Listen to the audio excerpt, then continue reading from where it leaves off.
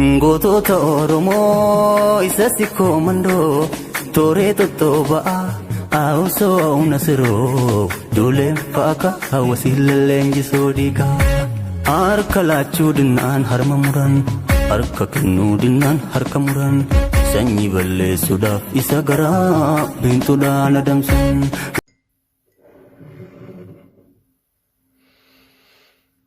Hello.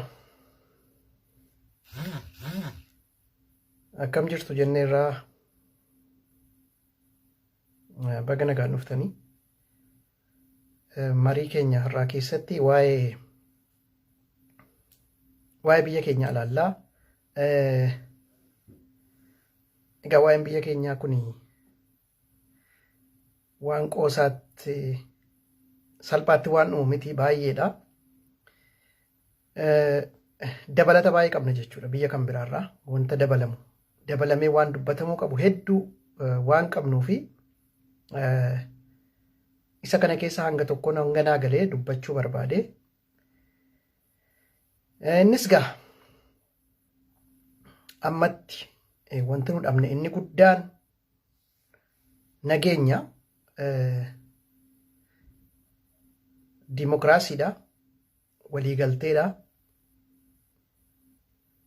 mul'ata biyyummaa kanneen nuti amma dhabnee jiru jechuudha. Kan nuti waliin hin qabne isaan kanaadha. Akka biyyaatti dimokiraasii hin qabnu, nagaa hin qabnu, mul'ata biyyummaa hin qabnu. Akka jechuun mul'ata wal fakkaataa hin qabnu. Gooliidhaan wal fakkaachuu dandeenyullee. Akkas yeroon jedhu uummata adda addaa gidduutti, uummatuma tokko gidduutti hin qabnu. Wanta baay'eedha wanti dhabamu. Kanaaf wantoota kanarratti nama beeku yaada isaa hiruun ana gaarii natti fakkaata.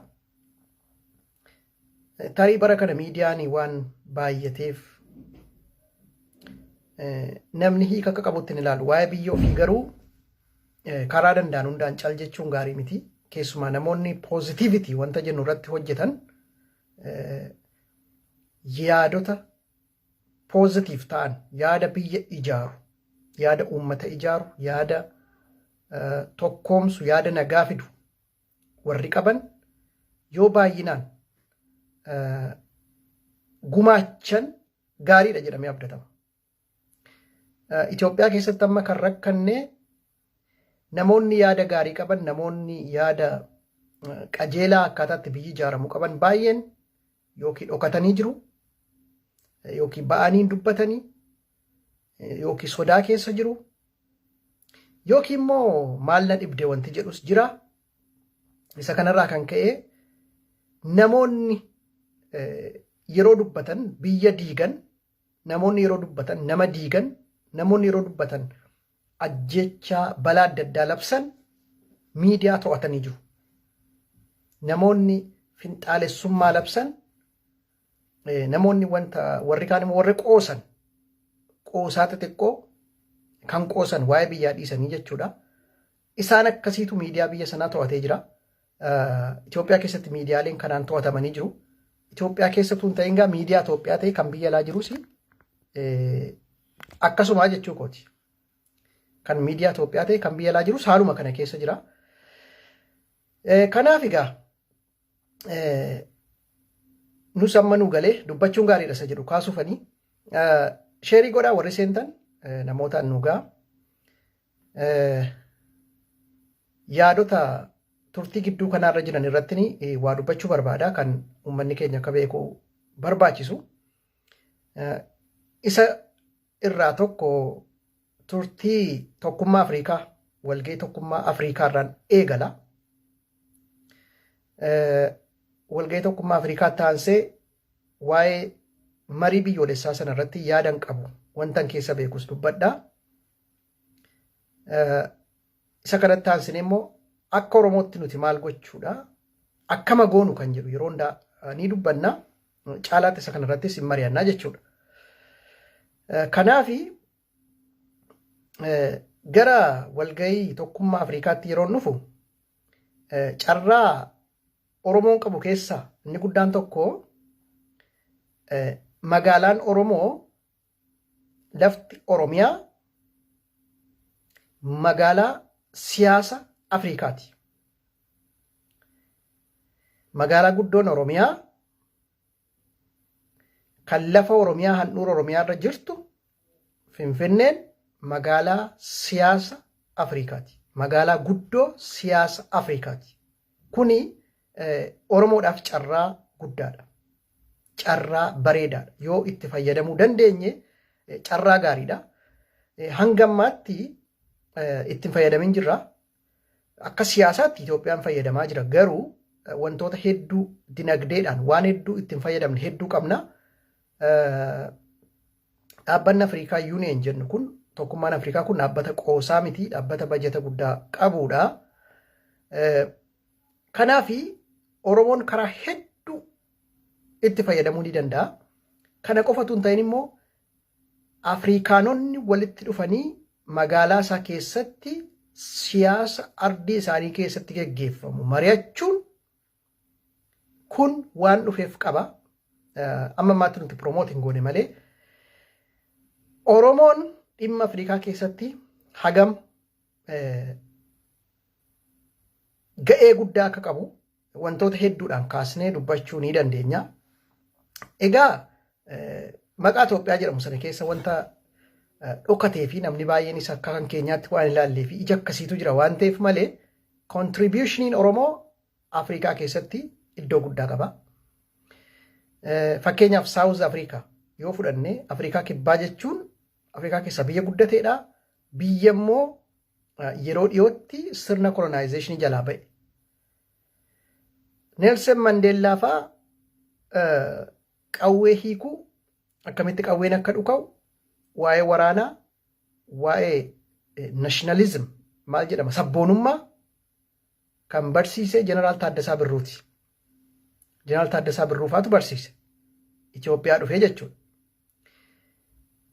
Kanarrayyuu darbee seenaa South Afrikaa keessatti qorannoodhaan yeroo godhanii qorannoo warri adii ofii isaanii godhaniin jechuudha. Qorannoo godhameenii namoonni Afrikaa kibbaa keessatti qabsaanii Afrikaa kibbaa bilisa baasan dudduubi isaanii Oromoodhaa dhufe kan jedhu qorannoo yuunivarsiitiin mirkanaa'eera. Maqaan isaaniillee lakkaa'amee jechuudha. Maqaa Oromoo keessatti argitu. Afrikaa kibbaa warri akka bilisa ba'u godhan dursanii jechuudha. Afrikaan kibbaa akka bilisa ba'u warri qabsaanillee warra akka slave trade daldala garbaatiin bitamee deeme akka ta'etti qorannoodhaan kan bira ga'ameedha jaarraa kana jechuudha. Yeroo dhiyootti jechuudha. Isa kana baay'ee warri istooriyaanii warra Ingiliffaa kuni ni beeku. Namni ta'e natti meera.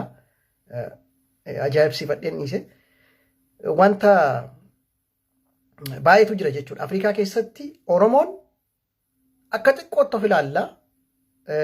Dhimma kan keenya baay'ee waan hin xumuramneef garuu hirmaannaa hedduu qaba. Akkasumas magaalaa isaa keessatti tokkummaa Afrikaa kaa'uunsaa hosti gochuunsaa carraa guddaa Oromoon gara fuulduraatti siyaasa Afrikaa keessatti qabullee kan mul'isu ta'uunsaa beekamaadha. Kanaaf Afrikaa Yuuniyeeniin egaa koovidii booda barana wal argee xiqqoo seegaa wanti barana rakkoo isaati ta'e geggeessitoonni biyyaa baay'een akka eegamu hin argamne bakka buusaniitu ittaanaa pirezidaantii fa'aa ministeera dhimma laafaatu ripireezenti godheedhuma hirmaate. Garuu biyyi 10, 10 ol 14, 15 wanta akkasii akka argamanidha. Kun mataan isaa guddaadha baay'ee way. Amman argamuun isaanii waan nama toludha. Kanaaf carraan magaalaan Oromoo magaalaa tokkummaa Afrikaa ta'uusee beekamaadha. Akka itti fufuu caalaatti akka guddachaa adeemus immoo abdii qabna jechuudha. Egaa Afrikaan haala amma jiruun tokkummaan Afrikaa haala amma jiruun waraabessa ilkaan hin qabneedha. Waraabessa ilkaan hin qabne jechuun leenca ilkaan hin qabne irraa adda. Leenca ilkaan hin qabne fi waraabessa ilkaan hin qabne yoo waliin dorgomsiiftan leenci ilkaan hin qabne leencuma ta'uu isaatiin sodaatama. waraabessi ol kan hin qabaanne wanti see sodaatu baay'ee hin jiru. The same thing kanaafi Afrikaan tokkummaan Afrikaa yeroo ammaatti Afrikaa keessatti wanti inni baay'ee hojjetee maal godhu wantoota hawaasummaa tokko tokko jiraatan illee dhaaba jabaa hin taane jechuudha. Kanaafi akkuma magaalaa Oromoo keessa dhugaa Oromoo irraa qabsoo hedduu gara fuulduraatti muuxannoo fudhata jennee abdanna. Inni jalqabaa isa kanaadha. Inni itti aanu Itoophiyaa keessatti dhimma marii biyyoolessaa dhimma biyya sana nagaa gochuu irratti wanti baay'een dubbatamaa wanti wanta kana caalu hin jiru. Mata dureen biyya Itoophiyaa nagaa gochuu caalu hin jiru. Yeroo ammaatti jechuu kooti. Wanti nama gaddisiisu biyyi sun nama hin qabu. Keessaas alaas eliitiin fuuldura jiru innaan gorra jiru biyyi nagaadha jedhee miidiyaadhaan waan hundaa isa naannoo isaa jiru qofa argisiisa. Isa kaan dhokse isa naannoo isaa jiru qofa argisiisa rakkinan furu. Inni mootummaa sana mormu immoo utuu balaan adda addaa rakkoon adda addaa mudate caalaatti yoo akka rakkoon dhufu barbaada. Ala taa'ee wanta namoota waldolchiisu, wanta waraana babal'isu, wanta kufaatii biyya sanaa babal'isu dubbata namni baay'een. Hundumtuu miidhameeraa jedha. Itoophiyaa keessatti wanti nama gaddisu keessa hundumatu nam miidhameedha. Amaarri isaa, Oromoon isaa, Tigreen beekamaadha. Wanta nama keessa sabi biraa hundumatu miidhame. Abbaa miidhe garuu adda baasanii beeku irra akkata namni baay'een. Nuti kan nu miidhe jennee achitti ilaallu Oromoo baay'een Oromoo naashinaalistii hedduun Abiyyi Ahmediin achitti ilaala. Inni amaarrisaas ammoo Abiyyi Ahmed caala Oromummaa jedhee ilaala. Namoota Oromoo keessaa baanta achi jira waan ta'eef. Inni Tigree bilxaa bilxisa jedhanidha. Bilxaa bilx yookiis haxxeedha. Maaliifi maqaa Oromoon dhawu maqaa biyyiidha. Qobaatti yeroo mari'atu immoo waa'ee Oromooti. Akkasitti biyyi suni abbaa dhabee hundumtuu biyya sana irratti duulaa jechuudha. Hundumatu irratti duulaa jira Itoophiyaa irratti. Nama ajaa'iba waan isaa. Kanaaf biyya akkasii gaa Oromoo yeroo mammaaku manni waliigaltee hin qabne banaa bulamoo waan akkasii tokko jedhama miti. Itoophiyaan akkas ta'e jechuudha. Waan nama gaddisiisu. Warri garee Abiyyi Ahmedii kophaa isaanii gaa biyya sana waan bulchan itti fakkaatee biyya sana balaarraan ga'anii. Har'a akka carraa ta'ee Abiyyi Ahmed nama tokko akka carraa ta'ee namicha osoo iddoo sana hin jiraanne Itoophiyaa keessatti jeequmsi baay'een ka'uu akka danda'u. Warruma mootummaatu wal jeequu danda'a. Maaliifi eeggatummaadhaan jiru baay'een isaanii warra aangoo qaba jennu hedduunsaa eeggataadha. Decision makerii miti. Maaliif autokrasiin akka Itoophiyaa keessa jiru ifaa ifatti namatti ifa. Autokrat afaan Oromoon maalan jedha bulchiisa nama tokkoo isa jennu sana jechuudha. Autokrasiin akka jiru shakkiin qabu. Kanaafi akka carraa ta'e osoo Abiyyi Ahmed wanti tokko ta'e namni baay'een amma kan Abiyyiin achitti jibbootoo Abiyyi achii ka'een jaallata. Namni waa'ee biyya understanding goone jechuudha. Namni mormuu qofaan kan jiraatu Abiyyi achii ka'uu jaallata. Inni waa'ee biyyaa hubatu immoo ittaansee maaltu jira kan jedhudha. Osoo Abiyyi amma iddoo sana dafee buqqa'ee faayidaan Oromoon eegama kan jedhanii amanan jiru Oromoo keessa. Ani warra akka itti amanan miti. Maaliifi qophee itti qophaa'uu qabnu hedduu jira waan ta'eef. Qophee itti qophaa'uu qabnu Oromooma gidduutti wantoota baay'ee irratti qophaa'uu qabna. Nutti fakkaata malee wantoota baay'eedha kan misgoonee qabnu. Wantoota hedduu nutta fakkaatu malee poolitiikalii ilaalchota baay'ee qabna. Ilaalchota namoota eliit ta'anii irratti sadarkaatti ofaman nurra jiraannus rakkoo baay'een garuu immoo jirammayyuu. Sababa kanaafi hundumatu dhagaatti guuraa nama gaddiisa biyya sana. Ani biyya sanatti dhagaa guuruun barbaadu. Sabab isaa uummati hiyyeessi abbaan lafaa biyya sanarra jiraatu jeeqamuu qaba jedhee hin amanu. uummata lafa sanarra jiraatuuf jecha biyya sanaaf nagaa barbaaduu qabna. Warri biyya alaa teenye iddoo adda addaa teenye yoo siyaasa mootummaa mormine yoo maal mormine biyyi sun akka miidhamu akka maal ta'u warra hojjetan hin argitu. Hin argitu amma wanti warra amaaraa kana warra yuutuuberii kana feesbuukii warra amaaraa kana yoo gartan haala ittiin biyyi sun kufu haala ittiin biyyi sun badu hinaaffaadha waan ta'eef hinaaffaadha baay'ee Oromoo taangoo jira maalirra hinaaffaa akkasiifaa sammuu isaanii keessa isaan kan guutee jiru. Oromoon garuu haala sanaan diffaayin hin godhu. Kanarraa kan ka'e biyya sanatti hundumatu dhagaatti guura. Kun waan gaarii miti. Isa kana haala wanti ilaaluun gaariidha. Biyyi tokko kan ijaaramu baay'ee wacuudhaan wantiidhaan faayidaa dhuunfaa keenyaa bees godhachuudhaan siyaasa nuti mormine jiraachuuf dhiisuudhaan miti. Akkaataatti biyyi sun jiraatu irratti jalqaba wanti waliigaluu barbaadu. Namni dhuunfaa nama dhuunfaati ni darbaa ni du'a. Biyya akkamitti jiraata? Biyya gaafa jennu uummata. Warra amma siyaasaan gorra jiru maaf mormina? Yaada uummataa dhiisanii yaada isaanii duukaa bu'an. Ofii isaaniitii waan hunda murteeffachuu eegalan. Actually Ihaadigii waan ta'aniif. Ihaadig jechuun dhaabbata warri wayyaanee ittiin Itoophiyaa bituuf ijaarratan isaantu aangoorra jira. Har'as Ihaadigi kan aangoorra jiru. Namni baay'een Ihaadig aangoorra akka hin jirretti ilaala. Ihaadigtu aangoorra jira. Ihaadig aangoorra jiru kun maqaan isaa jijjiiramu malee kaayyoon isaa kan hojjetaa turan muuxannoon isaanii sanuma. Kanaaf biyyattiin diimokiraasii keessa hin jirtu. Diimokiraasii wanta jedhu carraan isaa cufaadha. Carraan diimokiraasii cufaadha. Balbala isaa cufaniiru. It is true.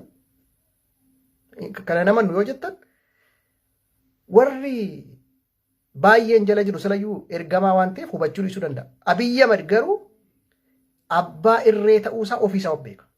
Akka abbaa irrumaa keessa jiru. Akka caasaan mootummaa sanaa namoota nagaa namoonni akka isaan yaada isaanii ibsachuu hin dandeenye hojjetaan mootummaa achi ibsuu danda'a. Hojjetaan mootummaa jechuun har'a yookiin maqaa isaa jijjiirratee feekiidhaan waa barreessa malee saxxambas hin jettu. Hojjetaan mootummaa Itoophiyaa waa tokko hunduu sodaatee buddeen isaatiif jecha wanti jedhee waa'ee biyya isaa keessatti paartisipeeshinii hin qabu. Paartisipeet hin godhu. Sodaadhaan jiraata namni. Sana hundumaa kan fide amala Ihaadig irraati. Itti dabalataan namni alaa immoo dhagaatti guura biyyichatti. Kanaaf biyyi gidduutti rakkate. So ani maali kan hin jechuu barbaade? Waa'ee Oromoo irratti jecha salphaa tokkoon Itoophiyaa kan ijaare Oromoodha. Lafa seen dabdettis kan lolaa jiru Oromoodha. Itoophiyaa ijaaruu keessatti Oromooti ijaare. Oromummaadhaan hin ijaarre. Kan ijaare Oromoodha. Garuu Oromummaan hin ijaarre. Aadaa warra kaaniif wanti warra kaanii ol kaasuudhaan ijaaree jechuudha. Isa Oromoon ijaare dhimma Oromummaa dhiisee karaa ofiisaa ijaaree amma immoo ijaarsa sanaa gara Oromoof ta'utti ilaalcha Oromummaatiin ijaaruun ni danda'ama kan jedhu warra yaada qabu keessaa tokkoon. Biyya sana diiguurra biyya sana re-establish gochuun ni danda'ama jedhee warra amanu keessaa ani tokko. Sababnaan kana jedhuu fi biyyi suni nutti fakkaate malee biyya Oromooti. Biyya Oromooti gaafannu Oromiyaa qofa miti. Warri jijjiiramee afaan isaa ilaaltan kun heddumaa jirtiin isaanii Oromootuma. Uummatuma tokko. Poointii itti wal dhabnetu jira. Poointiin irratti wal dhabne akkuma yeroo baay'ee dubbannu inni kaan amantaan maqaan jijjiiramee Amaara ta'aa dhufe, Tigiree ta'aa dhufe, maal ta'aa dhufe. Uummata baakgiraawundii isaa baay'ee wal fakkaatudha. Keessumaa uummanni bifa magaalaa argitan kun jechuu kooti. Oromoo wajjin baay'ee walitti dhufeenya qaba. Baay'ee walitti dhufeenya qaba uummata qabudha. Kanaaf biyya sana diiguun biyya sun akka daddaba'u hundumtu wanti gochuun an akka dhuunfaa kootti gaariidha jedhee namanu. Uummanni barbaade garuu murteeffachuu mirga qaba. Hin sobu immoo malee amma warra Tigraay kana yoo laaltanii Oromoo goomsu. Maaliif Oromoo baay'een dhiifama godha. Oromoon sooshaal miidiyaa hedduun kan ala jiraatu kana biyyi mormu bakka warra Tigiree kana jala fiiga. Maal godhe? Isaan sobanii Itoophiyaa irraa adda ba'uu miti kaayyoo isaayyuu hin qaban. Isinitti hima. Akka isaaniif ta'uu hin dandeenye beeku. Akkuma Isaayyaas Afawarqii ta'anii hafu. Isaan miti Isaayyaas Afawarqii galaana diimaa irra jiru Itoophiyaa irraa adda ba'ee hiyyoomee hafe. Waa tokko jijjiirama fiduu hin dandeenye. Itoophiyaa keessaa ba'e waan ta'eef. Maaliif? Isaayyaas Afawarqii gargaarsa warra Arabaa qaba ture. Galaana diimaa irra jira. Maalirra jira? Garuu waa tokko biyya isaa keessatti gamoo 2-3 ijaaruu hin dandeenye baay'isee waggaa 30 keessatti. Kun maal isitti agarsiisa? Warri Tigraay kana beeku. Innaa Itoophiyaa irraa isa Oromoon wanti ta'ee Itoophiyaa ishee jibbee maal jedhee raadikalaayis akka ta'u hojjetu garuu ofii isaaniitti daqiiqaa tokkoof Itoophiyaa irraa adda ba'uun barbaadan. Maaliif? Riisorsiitu hin jiru achi. Riisorsiin kan jiru Oromoo bira jira. Oromiyaa jira riisorsiin. Kanaaf inni kaan gaafa ciccitaa deemu kophaatti ba'aa deemaa jechuudha. Kophaatti ba'aa deema malee waa tokko fayyadamuu hin danda'u. Qabeenyi Itoophiyaa keessa jiru 75 Oromiyaa keessa akka socho'u beektu Finfinnee dabalatee jechuudha. Finfinnee dabalatee Oromiyaa keessa socho'a. Qabeenyi Itoophiyaa keessa jiru. GDP'n biyya Itoophiyaa 70 Oromiyaadha kan socho'u. Oromiyaa keessa distribuushiniin jiru waliin fakkaatu inni beekamaadha. Garuu eenyullee Itoophiyaa dhiisee deemuu kan barbaadu maal gochuu kan barbaadu akka Itoophiyaan diigamu kan barbaadu hin jiru hin soba malee. Garuu Oromoon keenya baay'eensaa Oromiyaan biyya taatu kan jedhu waan yaada qabuu fi bilisoomuu qabna Itoophiyaa irraa kan jedhu amana Oromoo hedduun. Oromoon dhaloonni jalaa hedduu jira kan akkasii. Na lolu anam baay'eetu na lola keessaan na lolu karaa adda addaa kan naan oode jira kan na oodee na baqate jechuudha. Maaliif sababa ani biyyi sun diigamuun amma gaariidha jedhee hin amanu ani. Uummanni Oromoo yoo filate mirga isaati. Isa kana baay'ee namanaa baay'een deeggara. Garuu Itoophiyaan diigamuu qabdi bilisoomuu qabnaa maanno koloneeffatamnee jirra wanti jedhu mootummaa cunqursaa jala jirra abbaa irree jala jirra inni jedhu yaada sirriidha. Itoophiyaatti mootummaan gaarii ta'een beeku. Itoophiyaa keessatti mootummaan duuriyyeedha. Itoophiyaa keessatti mootummaan yoomiyyuu mootummaa gaariin biyya Itoophiyaatti ka'een beeku. Mootummaa modernaayizd ta'e ka'een beeku. Seenaa biyya sanaa keessatti. Xiqqoo masee wagguma 30 kana as kanatu xiqqoo masee mallattoo qaroominaa qabdu wantoota adda addaa jalqabameera. Bara Haile Sillaasee mana ijaaruun yuunivarsiitii ijaaruun wanta akkasii eegalameera. Garuu mootummaan qaroome hin jiru Itoophiyaa keessa. Ka'een beeku jechuudha. Kanaaf mootummaan ka'u kun hundumaaf rakkina ta'uu yeroo ta'u Oromoon bal'aa waan ta'eef Oromoof immoo caalaatti rakkina dabil ta'a jechuudha. Maaliif mootummaan sun bees kan godhe biyya isaa keessatti. Akkasumas immoo afaan Oromoo fi aadaa Oromoon dubbatu mootummaa Ormaati kan dhufee ijaaramu. Oromoon gaafa deemu Orma tajaajila dhaqee. Oromoon gaafa magaalaa seenu dhaqee Orma ta'aa deemaa jechuudha. Eenyummaa isaarraa aadaa isaarraa dhaqee mootummaa isaa tajaajila ministeera gaafa ta'u Orma taabal. Dhaqee Amaariñaadhaan hojjeta afaan Oromoon hojjetu. Sirraa ba'aa deemaa jechuudha. Ba'aa deema. Kanarraa kan ka'e Oromoon dabil rakkateera Itoophiyaa keessatti. Warra kaan caalaa jechuudha. Kun waan dhugaati. Kanaaf furmaanni isaa Itoophiyaa diiguudha yoo jenne karaa nagaatu biyya nagaa ta'e, utuu biyya diimokiraatawaa ta'e, utuu filannoo uummataa riifarandamii gaggeessinee nagaadhaan ta'e it is the best. Hin danda'ama rakkina tokko hin qabu. Aadaan sun hin jiru. Kanaafuu maaltu ta'a jechuudha? Gaafa Oromoon inni tokko Itoophiyaan diigamuu qabdi bakka lolamtee buqqa'uu qabdi jedhu Oromoonni kan biraa immoo Itoophiyaan tokko ta'uu qabdi jedhu maaltu ta'a jechuudha? Oromootu wal lolaa jechuudha. Oromoon gaafa wal lolu warri kaan carraa humna ta'uu argachaa deemu jechuudha. That is the definition. Oromoon tokko gama dhaabatee Itoophiyaan diigamuu qabdi jedhee kaayeffatee yeroo ka'u, inni tokko immoo Itoophiyaan biyya guddoo taatee ijaaramuu qabdi jedhee gaafa ka'u, lachuu Oromoodha wal lolaa jechuudha. Kun balaadha nuuf akka uummataatti. Akka uummataatti wanta itti qaanoof nu keessa inni guddaan isa kana. Amma fudhanne amma namni tokko wallaalaan keenya mootummaa amma Oromoo miti biltsiginnaan midhaamin kan jedhu faatu jira. Wallaaluma kun. Ani waan tokko sitti Oromootu geggeessaa jira. Amannu dhiibnus jaalannu jibbinus Itoophiyaa keessatti yeroo ammaa dudduubaan sooftiweerii isaatii yeroo ilaallu Oromoodha warri geggeessu baay'een. Akka sooftiweerii isaati maaf dubbanna faayidaa Oromoof jecha aangoo warra gara Amaaraatii dhufe dhuunfachiiseeraan birookiraasii isaan qabataniiru. Durumaayyuu keessa turan waan ta'eef sababa faayidaa afaanii maaliin birookiraasii keessa jiraatan malee decision making place warra jennurraa ammallee decision making irra wanti irra Oromootu baay'ata. Kana waliin somnu. Warri beennu beenna. Eessa hojjettan isitti himna bakka isaa. Barbaachisaa miti yeroo tokko dubbachuun namni keenya dhaqee afaanitti Amaarinyaatti keemmoo fudhatee waa meeqa hojjeta. Decision making yeroo ammaatti yoo fudhanne namoota Oromoo keessaa ba'an bira jira. Kan waraanaa jechuun Oromoota.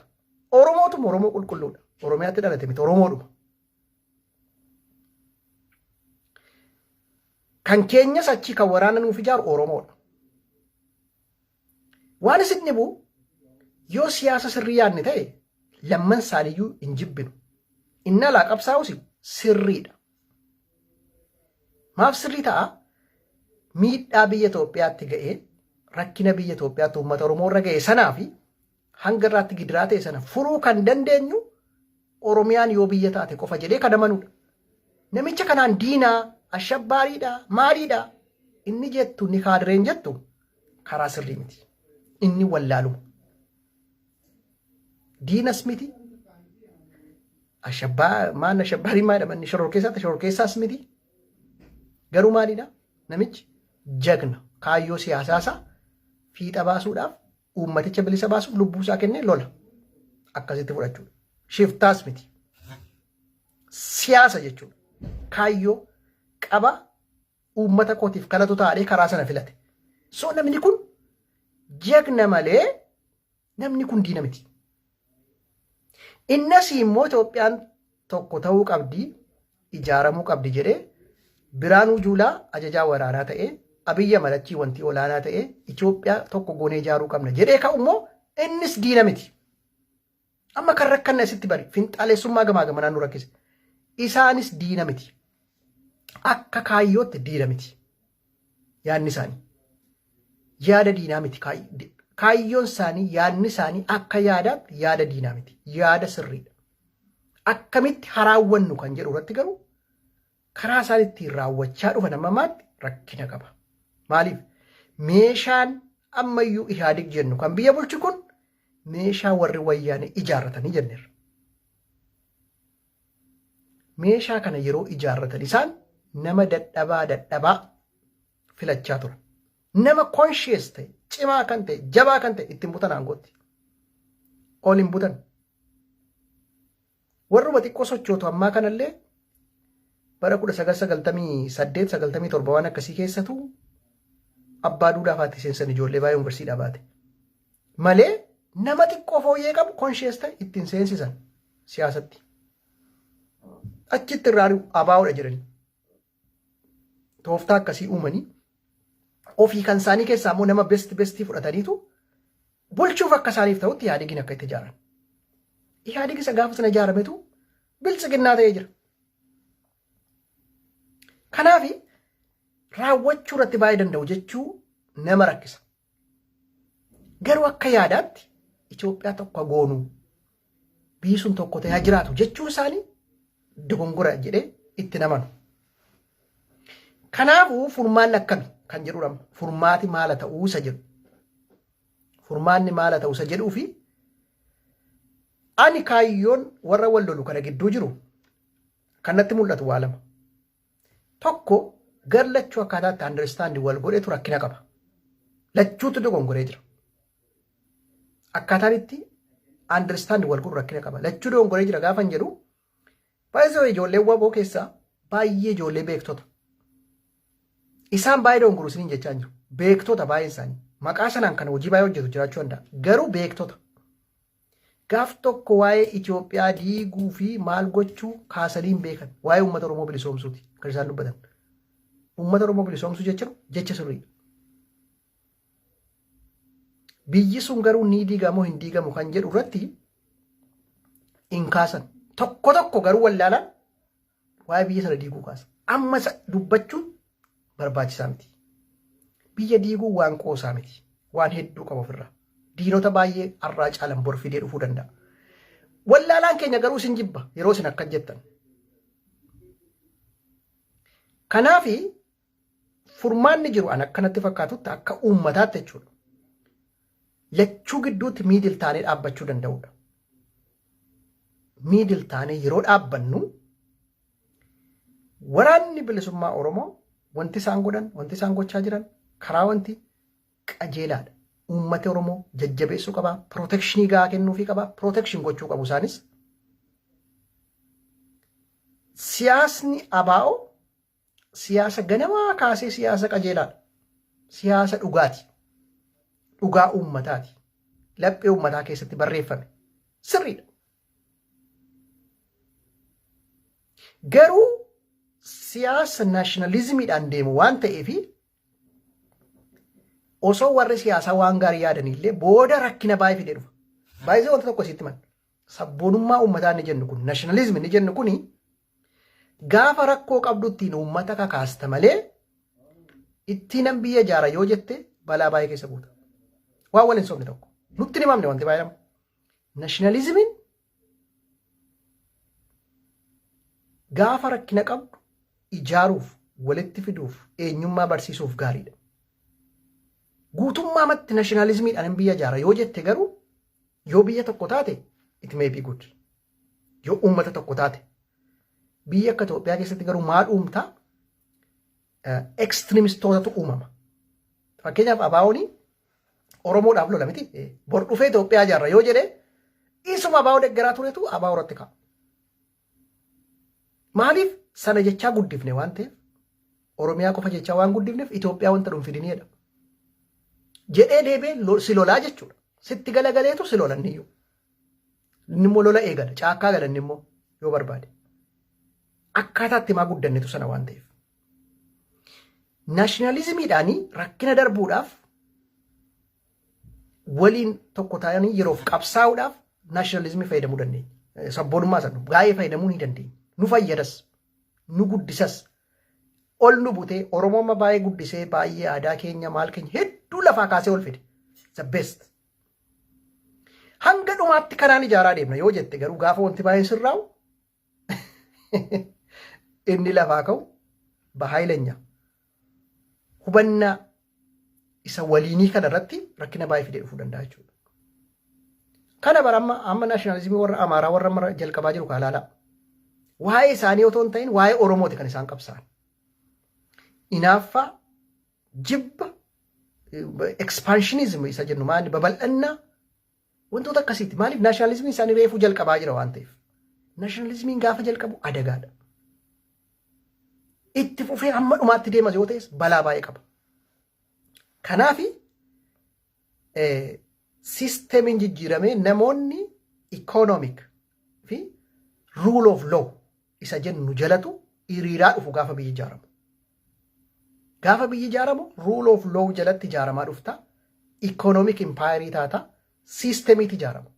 Malee naashinaalizimiin kee amma dhumaatti hootines ta'ee ittiin fufu jechuudha. Nation building keessatti jechuudha akka dhuunfaatti mirga. Akkasitti biyyoonni gurguddoon uummata hedduu of keessatti qabatanii garuu nagaadhaan kan jiraatan. Kanaafi maalfan kana kaasee Oromoon akka kootti Itoophiyaa ijaaruuf yoo yaade qajeelaadha. Maaliif uummatoonni hedduun Oromoo eegu? Amma nuti waa'ee ofii keenyaa dubbannaa.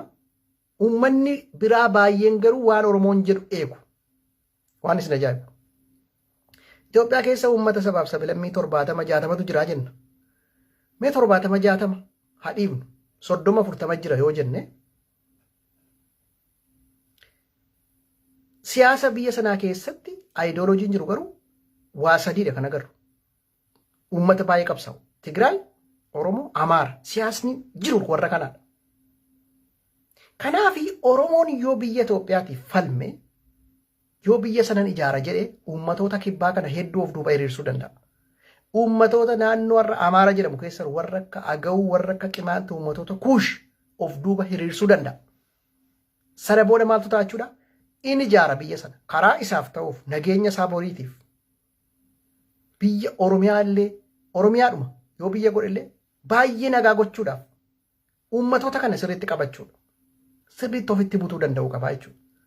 Isaan kana yoo ijaaraa hin deemnu ta'e balaadha. Kana isaan kana immoo warri ijaaraa jiru eenyu? Warra amma aangoorra jirudha. Warra amma naannoo aangoo jiru carraan harka isaanii jira. Uummatoota adda addaa fidaa jiru. Uummatoonni adda addaa suni warra amma aangoorra jiru Oromoodha jedhanii ilaalu. Shakkii tokko qabaatinaa kanatti Oromoodha jedhanii ilaalu. Warri Oromoo taanee morminu garuu Oromoo mitii jenna. Rakkoon isaa isa kana asitti wallabe. Oromoo mitii jechuun inni akkas akkasii kuni doongora. Oromoo ta'ee yaada tokko qabata jechuun miti siyaasa adda addaa qabachuu danda'a, geggeessuu danda'a. Kanaaf gar malee warra yuunitaristummaa warra yaadan niidha garuu Oromoodha. Akkasitti yoo laalle biyyi sun akka nagaa ta'u ni feenaa jechuudha, ni barbaannaa jechuudha.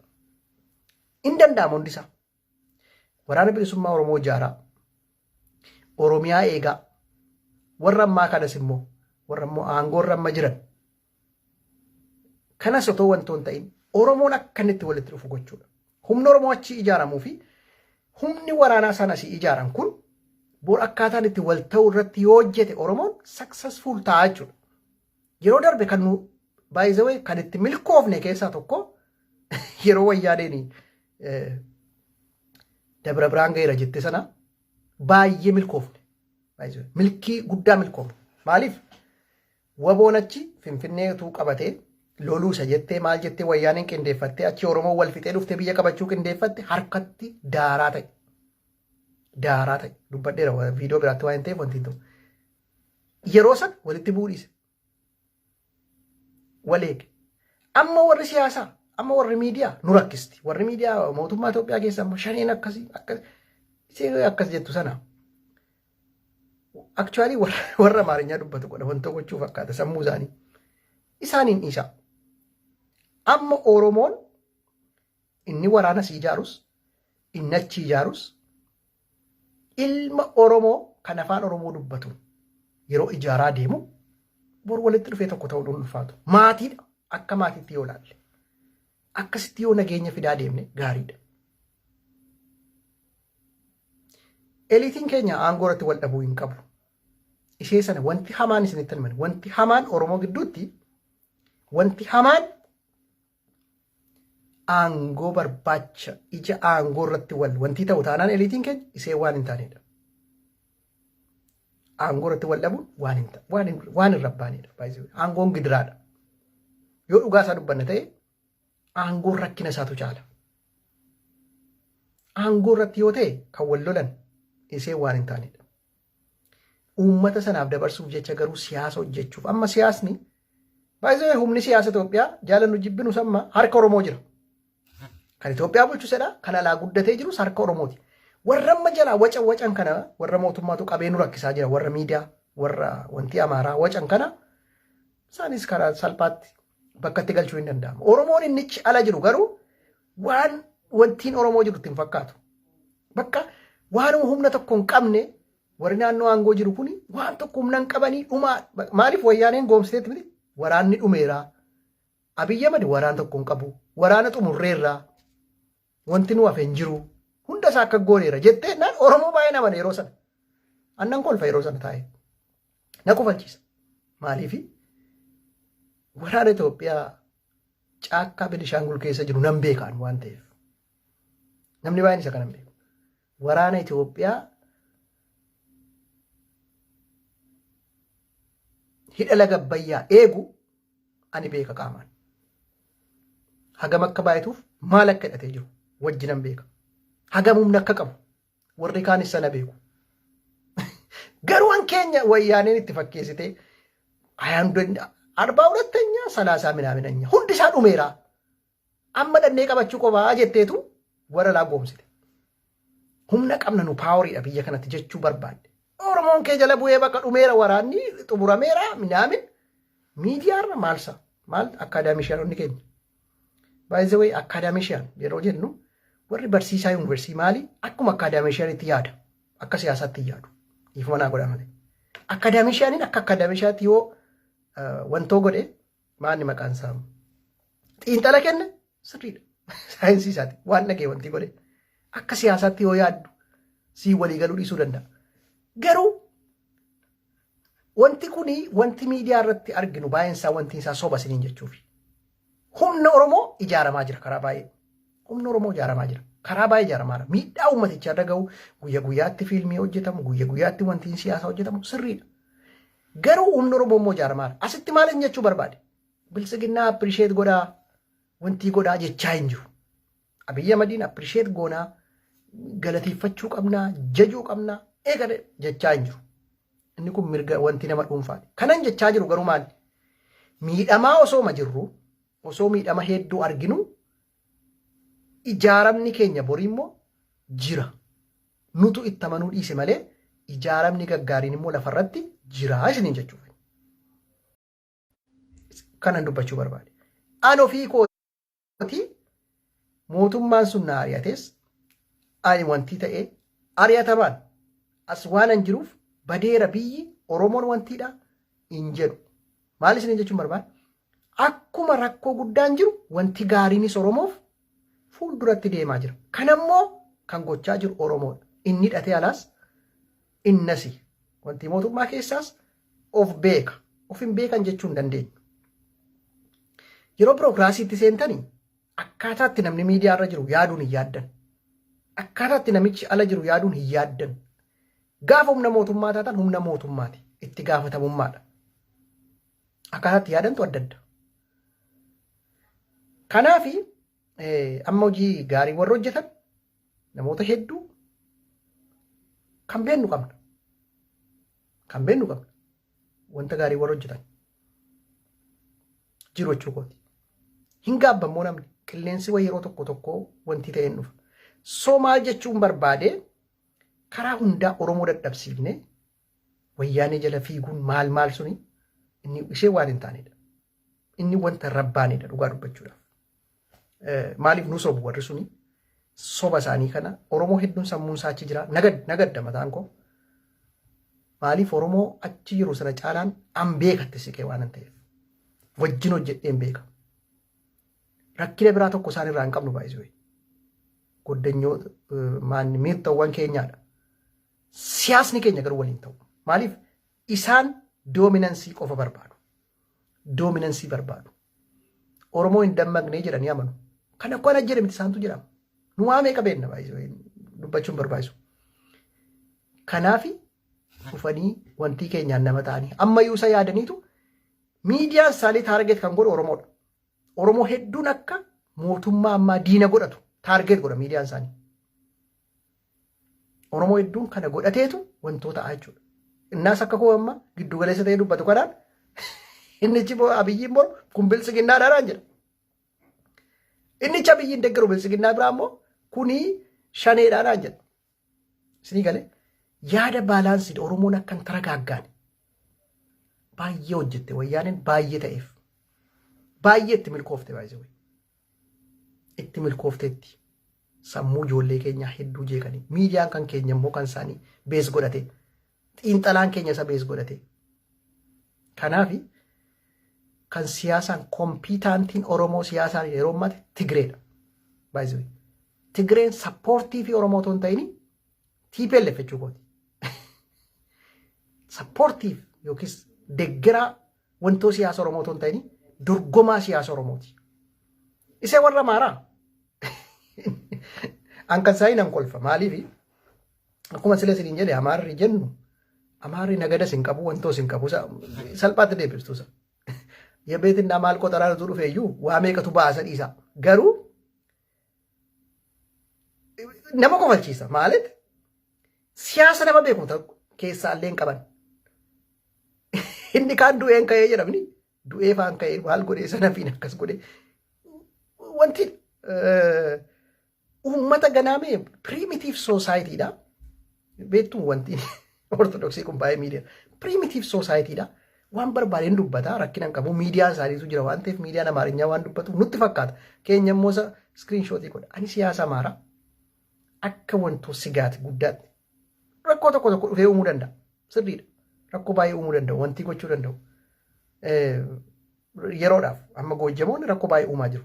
Naannoo Wallagga Bahaa kanatti warri Goojjamee keessaru warri kaan keessaru actually isa duuba ispiriitiidhatu jira. Sochii ispiriitiiti sochii wanti amantaati. Waan isaa hin beeknaa wanti tokko tokko miidiyaatti bahu waan hin qabnedha. Garuu ani Oromoodhaaf akka sodaaf akka wanti ittiin ilaalu siyaasa isaanii. Sababan akka ittiin ilaalleef maaliif beektu humna jiru hin beeka humni jiru. Kan Tigraay biraa garuu kompiitaantiidha. Kompiitaanti waan ta'eef osoo lammaffaa carraa argate karaa ittiin Oromoo balleessu hojjeta. Duras Oromoo balleessuuf hojii guddaa hojjeteera baay'isanii. Maayinoritiidhaaf biyyoota hunda kutee kenne biyya Oromoo keessatti maajoritii ta'e kililii warra kaaniif kenne dhalataa kililii keessanii godhaa jedhee Oromoon hojii ala ta'e. Ayi ammatu Benishaangul ilaaltanii an Benishaanguliin baay'isanii iccitee hedduun beeka isin gaddiisa. Benishaangul jechuun lafa bareedaa lafa gaarii lafa mijataa. Maal goote Oromoo hedduu yeroo sana wanti nu banne amma akka Matakkalfaa fudhattan 80-90 Oromoodha. Maqaan isaas wantoon isaas. Naannoo isa dhalataa naannooti waan ta'eef warra biheerii 5 warra jiran tokko jira Benishaangul keessa. Warra akka Bartaa fa'aa Maa'oo Koomoo wanti dhan. Sinaashaan isachi. Isaan sana yoo ta'e malee carraa hojiin argattu jedhaniitu Oromoo hedduun maqaan isaa Gammachuu Tolasaa maal jettan yoo jettan Sinaashaadha siin jedha biheerii isaa. Sinaashaadha jedha. Maaliif bifi isaa magaala waan ta'eef Sinaashaadha. Maa'oo ta'uu hin danda'u. Bartaa ta'uu hin danda'u. Sinaashaatu magaala.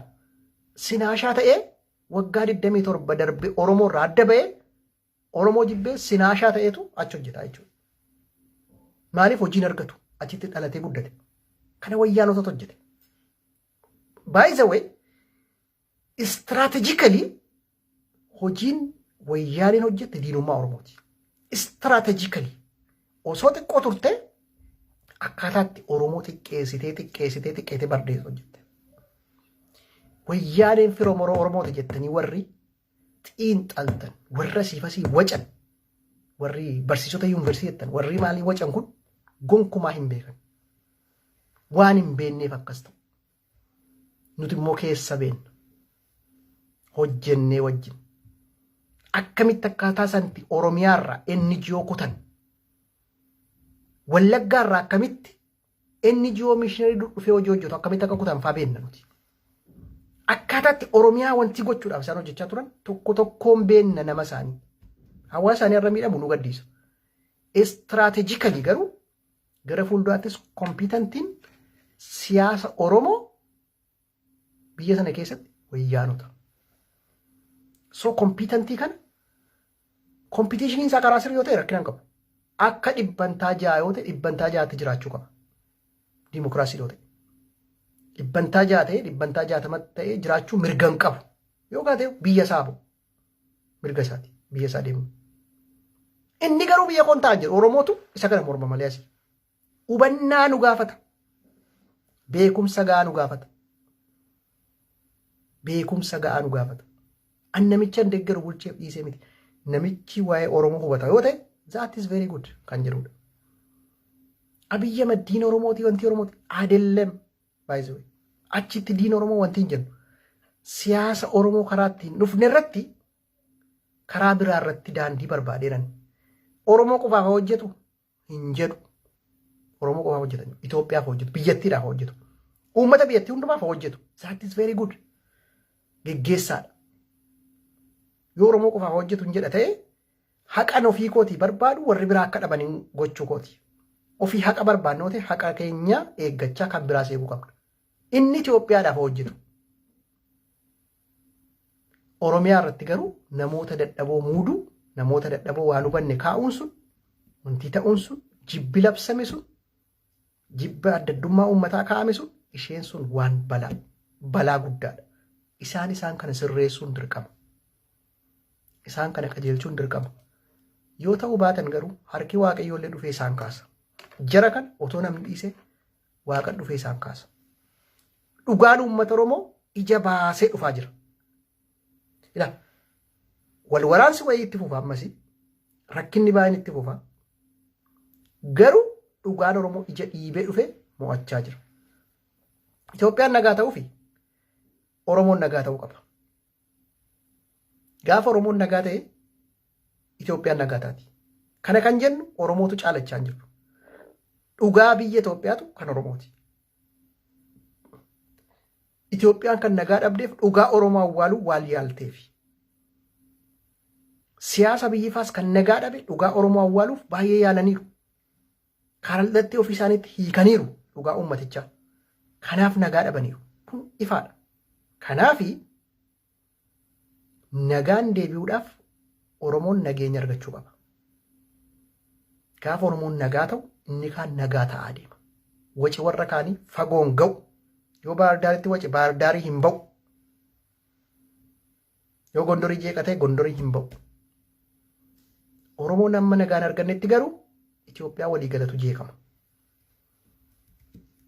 Nuti immoo nagaa argachuuf dirqama paartii nuti deeggarru mo'uu qaba, aangoo qabachuu qaba jenna yoo ta'e akka uummataatti istiraatijikalii bilx isa jennu yookiis haxxee uummata haxxee biyya isaa jaallatu ta'uu dhiisneetu rakkina garee keessa galla. Garee keessa seenna. Garee keessa seennaan biyya ofiin ijaaru uummati. Garee warra siyaasaa keessa seenaan biyya keessa ijaartan. Baay'isoo nama siyaasaa jechuun sitti mo'an. Nama siyaasaa jechuun dhiifamnaa godhaa dubartoota of gurguranii bulan maa jedhamu isaan afaan Oromootti hin beeku wanta jedhamu. Dubartoota of gurguranii saala isaanii of gurguranii bulan. Warra mana bunaa jettu warra maalii jettu maqaa adda addaa qabu. Namni siyaasaa akkasan akka ta'e beektu isa caalaatti kaffale biratti. Birriidha kaayyoonse daldala waan ta'eef. Namni siyaasaa akka dubartii wanti sana. Maaliif? Lafa deeggarsa qabu, lafa wantii qabu, yaada sana dubbachuu barbaada. Deeggaruudhaaf wantii gochuudhaaf. Namni siyaasa kaayyeeffatee deemu yeroo hundumaa deeggartoota barbaaduudhaan deemu yeroo hundumaa sanaan deema. Namni inni deeggaru akka aangoo qabatu akka maal ta'u kan barbaadu moor waa'ee biyyaa caalaa rakkina baay'eedha kan inni fidee dhufu. Namni baay'een garuu amma kanan argu siyaasa Oromoo keessatti namni hedduun ilaalchi garee baay'ee jira. Bara abaa'uun diddiigamaa ture sana gareen jalqabe ilaalchi garee baay'eedha. Waliin somnu bakka. Ammas deebi'een dubbanna. Jawaar Mahaammadiin kan deeggaru baay'een mucaan kun Oromoodhaaf qabsaa'ee dhugaadhaa nama Oromooti wantiidha jedhee qabsoo isaa ijoollummaatti amma kana hojjete kontribuushinii isaa kan ilaalee deeggaru jira. Jawaar Mahaammad Musliima waan ta'eef garuu kan deeggaru moo jira. Musliimni sun aangoo dhaquu qaba jedhee kan deeggaru jira. No Jawaar Mahaammad immoo lafan dhaladhetti dhalate jedhee kan deeggaru jira. Jawaar Mahaammad goddanyaadha miiltoo kooti jedhee kan deeggaru moo jira. Jawaar Mahaammad Musliima jedhee kan jibbu moo jira. Kontribuushinii Oromoof godhe osoo hin ta'in wanti isaatiin kan jibbu amantaa isaatiin kan jibbu jira. Safaraan kan jibbu jira. Ilaalcha siyaasaan kan jibbu jira. Warri jaallannu immoo kontribuushinii Oromoof godhe maalummaa isaa inni kaan dhimma keenyatti. Amma maal isiniin jechuufani Oromoon garee siyaasaa otoo hin ta'in akkaataatti biyya isaa ijaarratu irratti yoo hojjete hunda caalaa ni milkaa'a kan jedhudha. Biyya isaa ijaaruu irratti yoo hojjete ni milkaa'a. Kanaadha kanan dubbachuu barbaade. Galatoomaan jedha fayyaa ta'a warri daawwattan karaa YouTube isin hordofuu dandeessu.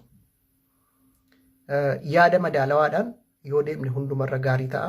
Yaada madaalawaa qabaachuun biyya keenya ijaara. Akka biyyi keenya diigamuuf miidhamuun barbaannu yaada madaalawaan gaariidha. Kan jedhutti namana Fayyaataa ulfaadhaa yoo gaaffii qabaattan naa barreessuu dandeessu. Garaagarummaa jiru akkaataa hir'isnu jedha Odaa Kabbadee kan jedhu. Irratti wanta yaadota nama kaase kana ilaalin jedha. Kan biraas hojii jiraate keessaan barreessinaa ulfaadhaa fayyaataa yeroo gaarii isiniif haa ta'u warri dhuftan.